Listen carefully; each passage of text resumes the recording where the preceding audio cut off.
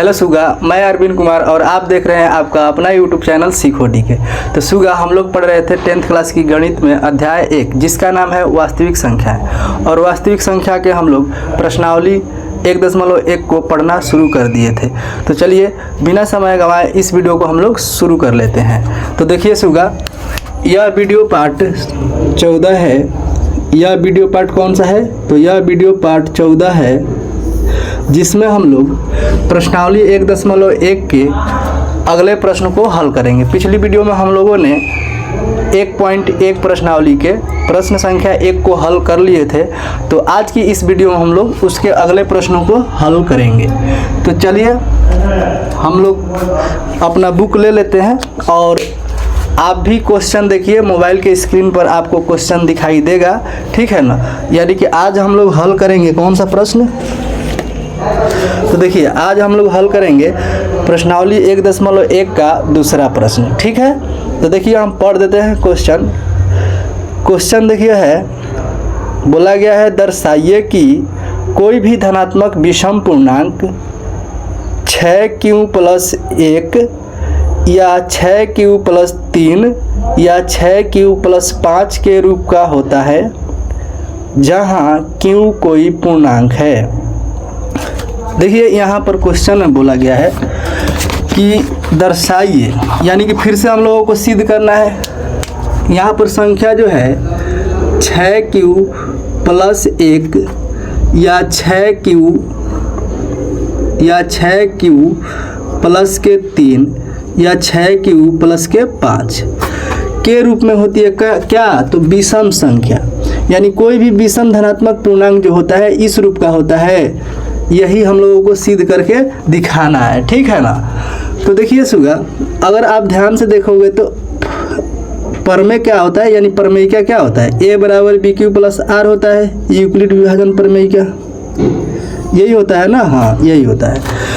अगर आप ध्यान से देखो तो bq + r, देखिए यहाँ पर 6q + 5 6q + 3 6q + 1, यानी bq + r के रूप में तो है। यहाँ पर a दिया है, यहाँ पर a नहीं दिया है, यानी प्रश्न में a का मान नहीं दिया है। तो हम लोग क्या करेंगे, प्रश्न में लिख लेंगे माना कि a एक धनात्मक पूर्णांक है। हम लोग हमेशा धनात्मक मानेंगे और उसको अंत में हम लोग क्या करेंगे, प्रूफ कर देंगे कि वह सम है या विषम है, ठीक है ना। ठीक है, तो देखिए यहाँ पर a का मान हम लोग मानेंगे कि a का मान जो है 6q + 1 है। तो यहाँ से अगर आप ध्यान से देखोगे तो यहाँ पर जो bq है, देखो यहाँ पर 6q है, 6q, यानी कि अगर ध्यान से देखो तो यहाँ पर 6 जो है किसका मान है? b का मान है, ठीक है ना। तो चलिए हम लोग सबसे पहले क्या लिखेंगे, यहाँ पर लिखेंगे प्रश्न संख्या क्या है? तो प्रश्न संख्या 2 है। सबसे पहले हम लोग लिखेंगे हल, ठीक है ना। किस तरह से हल करना है ध्यान दीजिएगा। इस तरह के प्रश्न हमने आपको उदाहरण में हल करा दिया है, ठीक है। अगर फिर भी किसी तरह का डाउट है तो आप इस प्रश्न को देखिए, आसानी से सब कुछ सीख जाएंगे आप, ठीक है। तो देखिए यहाँ पर बोला गया है दर्शाइए कि, तो हम लोग लिखेंगे यहाँ पर माना कि, क्या लिखेंगे? माना कि, आपको यही बताया था ना उदाहरण में, माना कि a एक धनात्मक पूर्णांक है, ये लिखना है। माना कि a एक धनात्मक पूर्णांक है।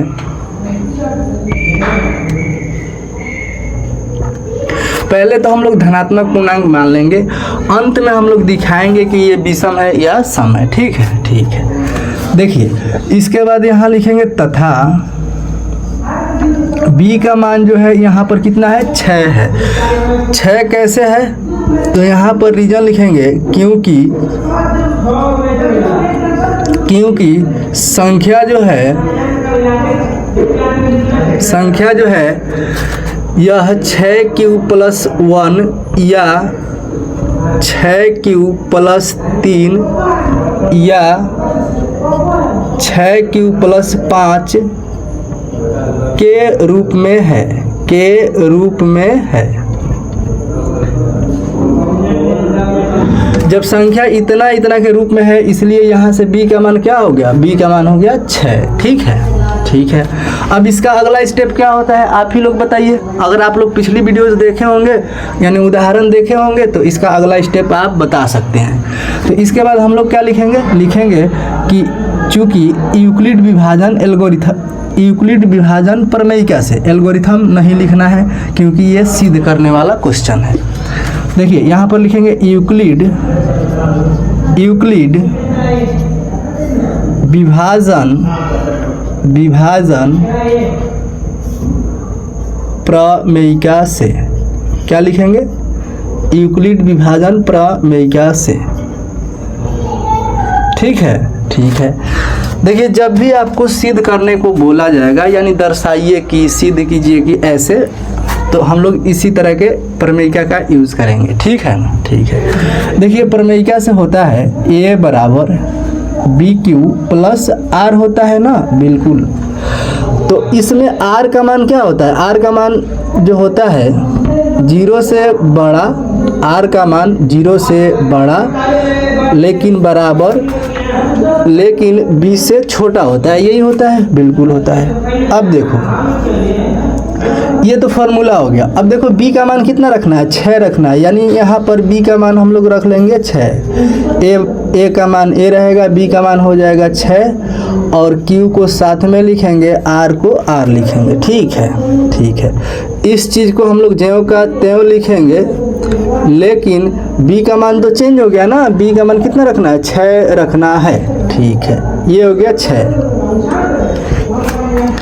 अगर आप ध्यान से देखोगे तो r का मान जो है 0 के बराबर भी है, 0 से बड़ा है, तो यानी r का मान जो होगा क्या हो सकता है, r का मान क्या हो सकता है बताइए।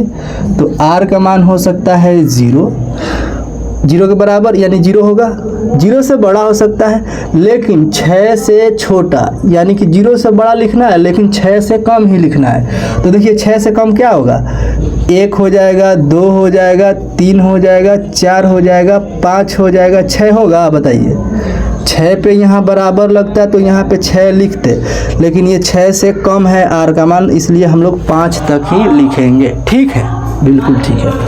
देखिए r का मान 0 से बड़ा या बराबर होगा लेकिन 0 से छोटा नहीं लेना है, छोटा यानी माइनस में नहीं ले सकते हो आप, बिल्कुल। देखो यहाँ से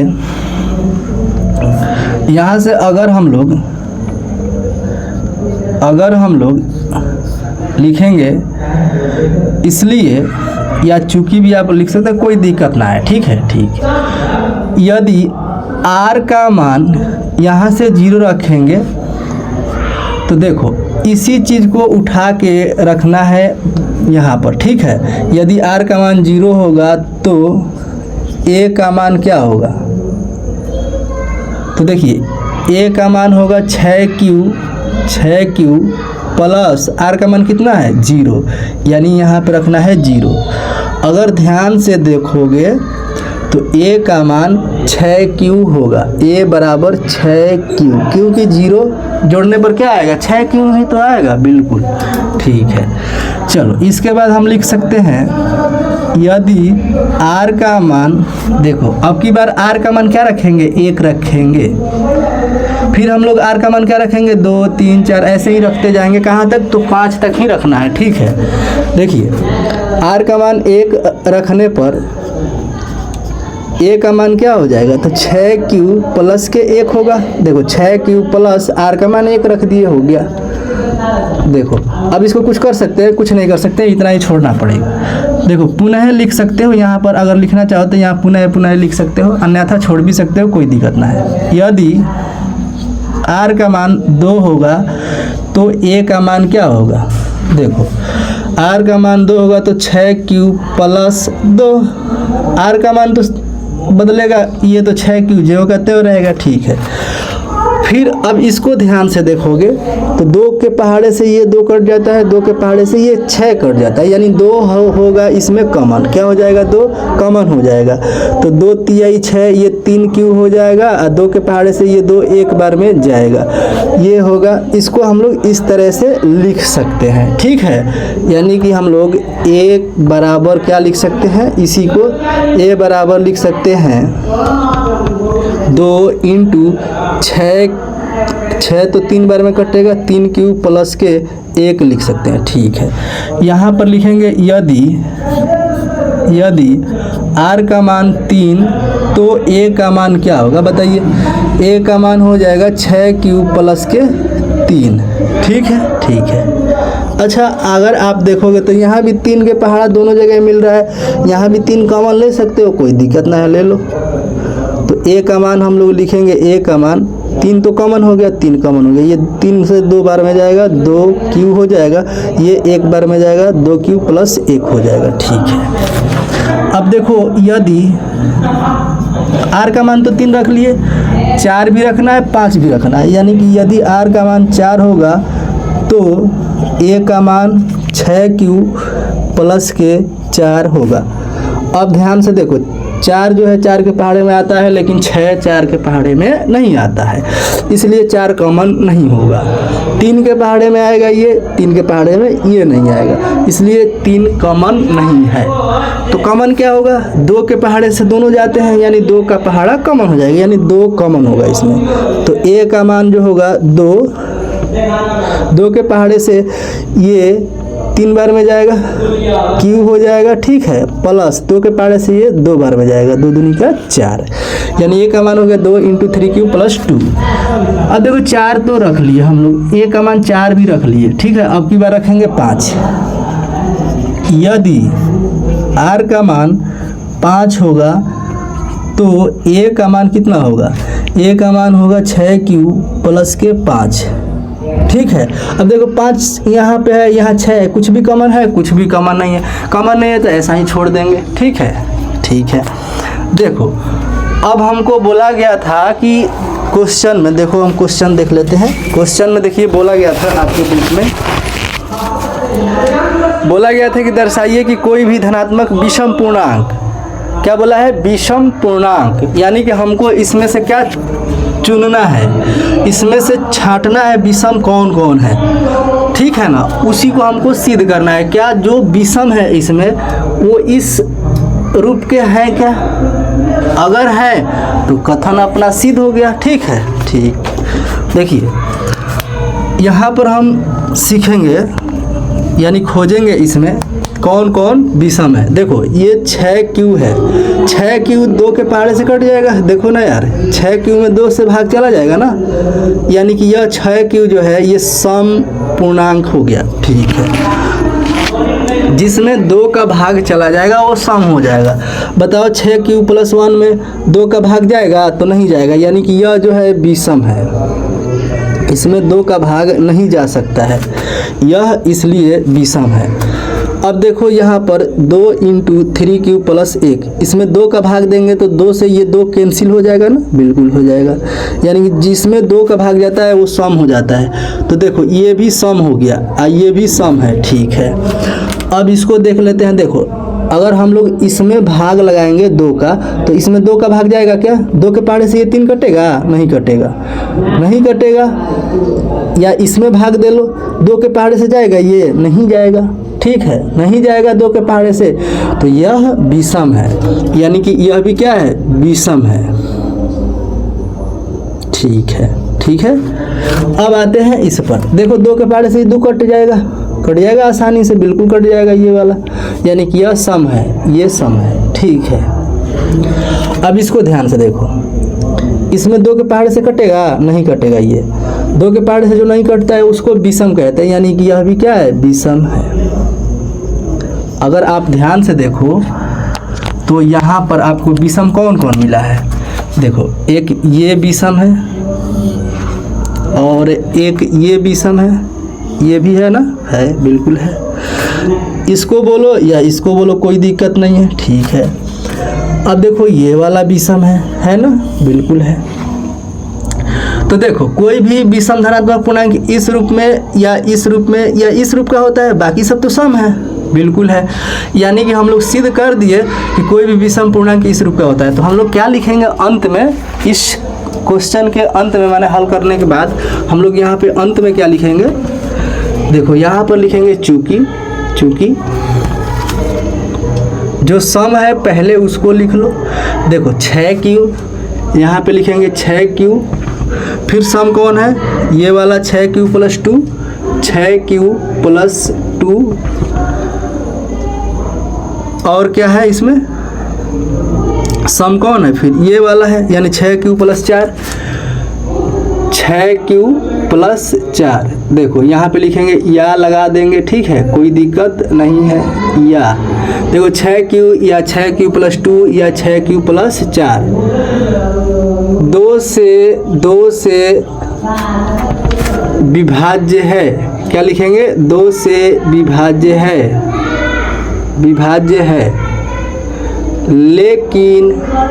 लेकिन अब विषम जो है उसको लिखेंगे, देख लो।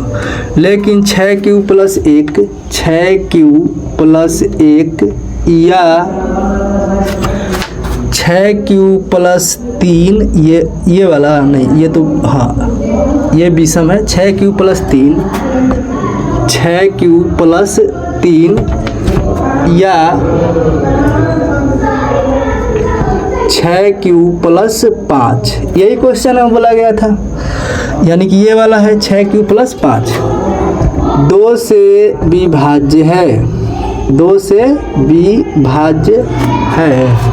नहीं, ये सम नहीं है ना, विषम है, इसलिए यहाँ पे लिखेंगे 2 से विभाज्य नहीं है। क्या लिखेंगे, 2 से विभाज्य नहीं है। देखो अगर ये 2 से विभाज्य नहीं है, इसका मतलब ये विषम पूर्णांक है, तो लिख लेंगे यहाँ पे इसके बाद अतः कोई भी धनात्मक विषम पूर्णांक, कोई भी धनात्मक विषम पूर्णांक जो सिद्ध करने को बोलेगा अंत में उसी को लिखना है। कोई भी धनात्मक विषम पूर्णांक 6Q + 1 या 6Q + 3 या 6Q + 5 के रूप का होता है, ठीक है ना। तो देखो ये हो गया आपका पूरा दूसरा प्रश्न हल हो गया पूरे अच्छे तरीके से, ठीक है ना। तो यहाँ पे एग्ज़ाम में इसको लिखकर यहाँ पे नहीं छोड़ना है, ठीक है ना, ठीक है, इसको हटा देना है, एग्जामिनर खुद समझ जाएगा, ठीक है। बाकी इतना लिख के आप अगर एग्ज़ाम में आते हो तो आपका एक भी नंबर नहीं काटा जाएगा, ठीक है। तो उम्मीद करते हैं प्यारे कि आप लोग इस प्रश्न को बहुत ही अच्छे से समझ गए होंगे। ठीक इसी तरह से आपको इस तरह के प्रश्नों को हल करना है। तो आप क्या करिए, इसका स्क्रीनशॉट ले लीजिए और अपना नोट्स तैयार कीजिए। तब तक हम लोग फिर बढ़ते हैं अगले प्रश्न पर। आप इसका स्क्रीनशॉट ले लीजिए। देखो सुगा, हम लोग अब तीसरे प्रश्न को पढ़ लेते हैं और आप देखिए तीसरा प्रश्न आपको स्क्रीन पर दिखाई देगा, ठीक है। देखिए तीसरा प्रश्न में बोला गया है कि किसी परेड में 616 सदस्यों वाली एक सेना आर्मी की टुकड़ी को 32 सदस्यों वाली एक आर्मी बैंड के पीछे मार्च करना है। दोनों समूहों को समान संख्या वाले स्तंभों में मार्च करना है। उन स्तंभों की अधिकतम संख्या क्या है जिसमें वे मार्च कर सकते हैं। अब देखिए यहाँ पर बोला गया है ना कि 616 है कुल सदस्य, यानी आर्मी के जो सैनिक है कुल कितने हैं, तो 616 है। जब उसको टुकड़े में बांट दिया जाएगा, यानी कि उसको 32 के टुकड़े में अगर बांट दिया जाता है, या उसका एक 32 सदस्यों वाली आर्मी है, यानी कि एक ग्रुप है जिसमें 32 सैनिक है, ठीक है, ठीक है। अब बोला गया है कि 32 सदस्यों वाले एक आर्मी बैंड के पीछे मार्च करना है। मार्च करना यानी पीछे से दौड़ लगाना है, ठीक है ना, कुछ ऐसा। देखो तो बोला गया है ना कि दोनों समूहों को समान संख्या वाले स्तंभों में मार्च करना है। स्तंभों में मार्च करना है, समान संख्या वाले स्तंभों में। देखो स्तंभ का मतलब इस तरह से, ठीक है, ये लाइनें जो है ना ये आपको स्तंभ दिखाती है। मान लो एक सैनिक यहाँ है, एक सैनिक यहाँ है, एक सैनिक यहाँ है, एक सैनिक यहाँ, एक सैनिक यहाँ, एक सैनिक यहाँ। मान लो इसमें कितने सैनिक हैं? 6 सैनिक। तो इसमें भी कितने सैनिक होंगे? 6 सैनिक ही होंगे, क्योंकि समान संख्या वाले स्तंभों में मार्च करना है। ठीक है, ठीक है। तो इस तरह से मान लो सैनिकों की लाइन है, यानी स्तंभ है। ठीक, ठीक है। अगला भी स्तंभ होगा इस तरह से, ठीक है ना? बिल्कुल। तो इस तरह से मार्च करना है। तो बोला गया है अंत में कि स्तंभों की अधिकतम संख्या क्या है। देखिए, हम आपसे बोले थे पिछले प्रश्न को हल करते समय, यानी उदाहरण को हल करते समय, जहाँ की काजू की बर्फिया और बादाम की बर्फिया वाली मिठाइयाँ थी, ठीक है ना? वहाँ पे आपको बताए थे हम कि जब भी समान संख्या की बात की जाए प्रश्न में, समान संख्या या अधिकतम संख्या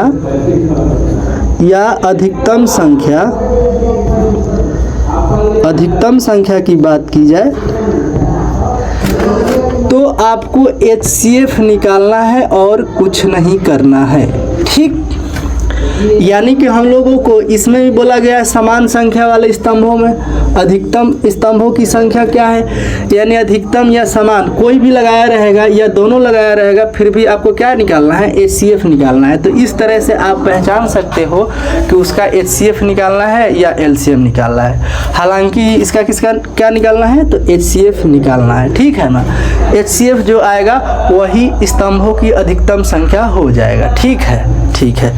तो चलिए हम लोग इसको हल कर लेते हैं। कैसे हल करेंगे? अगर एग्ज़ाम में यह क्वेश्चन आता है तो कैसे हल करेंगे? देखो, सबसे पहले तो हम लोग लिखेंगे ये कौन सा प्रश्न है, तो प्रश्नावली 1.1 का तीसरा प्रश्न है। तो यहाँ पर 3 लिखेंगे और फिर लिखेंगे हल। ठीक है ना? पहले क्या लिखेंगे? 3, फिर लिख लेंगे हल। हल लिखने के बाद लिखेंगे कुल सदस्य कितने थे, या सदस्यों की कुल संख्या। क्या लिखेंगे? सदस्यों की कुल संख्या। सदस्यों की कुल संख्या। कुल सदस्य कितने थे? 616। ठीक है। टुकड़ी में सदस्यों की संख्या, टुकड़े में सदस्य कितने थे? टुकड़े में सदस्यों की संख्या। ठीक है। टुकड़े में सदस्य कितने थे? 32। इतना ही थे ना? देखो, हाँ, 32 सदस्य थे टुकड़े में। ठीक है। तो हम लोग देख पा रहे हैं कि इसमें कौन बड़ा है कौन छोटा है। तो 32 छोटा है, तो 32 को हम लोग क्या करेंगे? इसमें बाहर रखेंगे और यहाँ पे 616 है बड़ा, इसलिए 616 को हम लोग अंदर रखेंगे। ठीक है। अब देखो 32 से ये तो 616 है, यानी कि 32 से ज़्यादा बड़ा है। ठीक है। देखो हम लोग क्या सोचेंगे, ये पहले अंक को, तो 32 से पहला अंक तो छोटा है। ठीक है। अब दोनों को एक साथ लेंगे तो ये हो गया 61। 32 का पहाड़ा एक बार पढ़ेंगे तो 32 आएगा, 2 बार पढ़ेंगे तो 32 दूनी का 64 हो जाता है, यानी इससे ज़्यादा हो जाएगा। लेकिन एक बार पढ़ेंगे तो क्या आएगा? 32 ही आएगा। बिल्कुल। चलो 61 में से 32 घटा लो, 11 में से 2 घटेगा तो 9 होगा, 5 में से 3 घटेगा तो 2 होगा। देखो 32 से ये कम है, लेकिन यहाँ पर एक अंक है, तो इस एक अंक को यहाँ पर उतारेंगे, 6 हो गया। 32 के पहाड़े से ये कितना बार में हो जाएगा? तो देखिए ध्यान से, 32 का पहाड़ा अगर 10 बार पढ़ेंगे तो 320 हो जाएगा। 32 दहिया 320, जबकि इससे ज़्यादा हो गया, यानी 9 बार हमको पहाड़ा पढ़ना पड़ेगा, तब इससे कम आएगा शायद। देखो 9 दूनी का 18 और 9 तियाई 27, 27 में एक हासिल लगेगा तो 28। देखो 16 में से 8 घटेगा, 8 बचेगा। फिर यहाँ पे 8 में से 8 गया 0, यहाँ 2 में से 2 गया 0, यानी कि यहाँ पर क्या बचेगा? 8 बचेगा। अब यहाँ पर कोई अंक नहीं बचा है। अब हम क्या करेंगे? 32 को अंदर ले लेंगे यहाँ पे और 8 को बाहर कर लेंगे, यानी ये हो जाएगा भाजक, ये हो जाएगा भाज्य। ठीक है। अब देखो 8 के पहाड़े में 32 कितना बार में आता है बताओ? 8 के पहाड़े में 32 आता है 4 बार में। 8 चौका 32, यहाँ पर क्या बचा, 32 में से 32 घटेगा तो क्या आएगा 0। ठीक है, तो हम यहाँ पे लिखेंगे चूँकि यूक्लिड विभाजन, क्या लिखते हैं हम लोग, यूक्लिड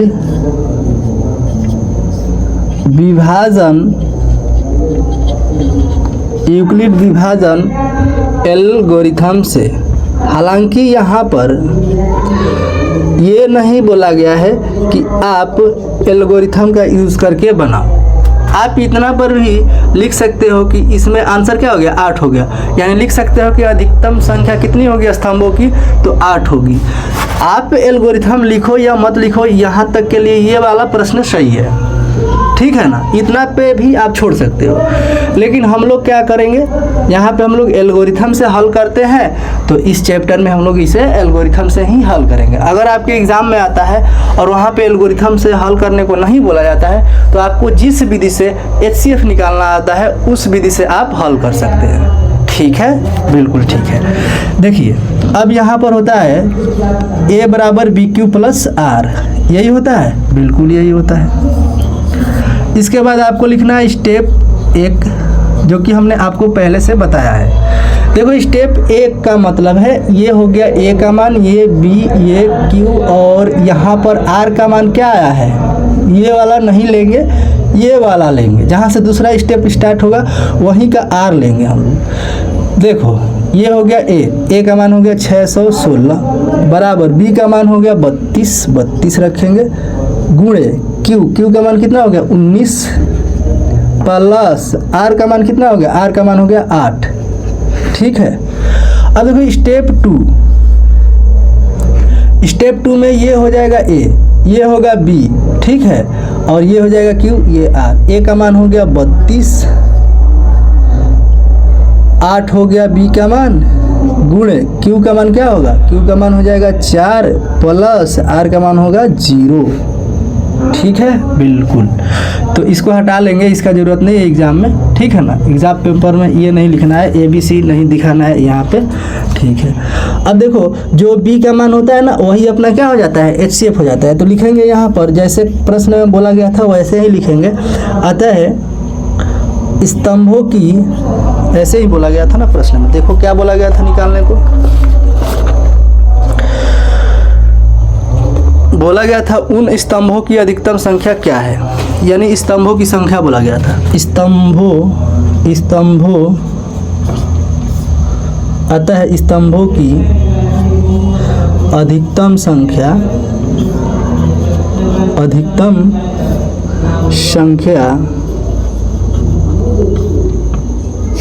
बराबर 8। ये हो जाएगा इस प्रश्न का राइट आंसर। ठीक है ना प्यारे, ठीक है। तो सुगा लोग, उम्मीद करते हैं कि आप लोगों को यह प्रश्न भी बहुत ही अच्छे से समझ में आया होगा। अगर आपको ये प्रश्न बहुत ही अच्छे से समझ में आ गया है तो आप लोग इस वीडियो को एक लाइक कर दीजिएगा, और अगर आप इस चैनल पर नए हैं तो चैनल को सब्सक्राइब कर लीजिए, और इस वीडियो को ज़्यादा से ज़्यादा अपने दोस्तों में शेयर कीजिए।